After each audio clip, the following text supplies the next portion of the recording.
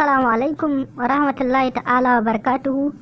Barkanmu da warhaka, barkanmu da wannan lokaci. To yau za mu muku bidiyo akan yadda za ku sayi data mafi araha a wayarku. Don haka sai mu kafta. To tashin farko za ku je wajen kira. Gashi nan kamar yadda kuke gani. Kuna zuwa daidai nan sai ku danna akai.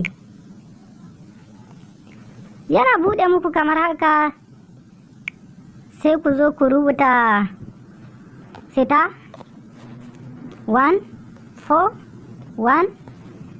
sai hash idan layin naku Airtel ne kenan. Kuna dannawa sai ku tura. Kuna tura sai ku zaɓi kan layin da za ku sayi datar.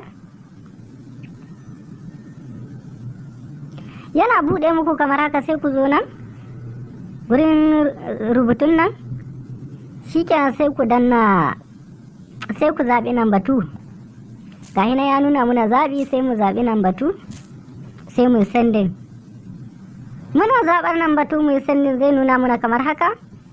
To misali idan datar mai arha za ka saya, sai ka sake danna 1. Kana danna zai buɗo muna kamar wannan fiskar. Gashi na ya nuna mana ga ta 50, ga ta 100, ga ta 200, ga ta 300, ga ta 500, ga ta 300,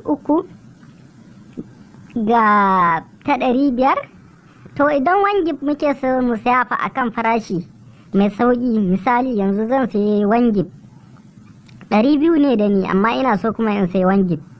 To abinda za mu yi sai mu koma baya, bari mu danna 0 domin ya mai da mu baya.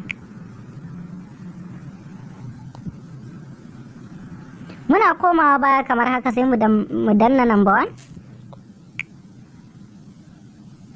Gashi nan to ya kawo mana nan, gashi nan 1 gig 200, 15 gig, 1.5 gig 300,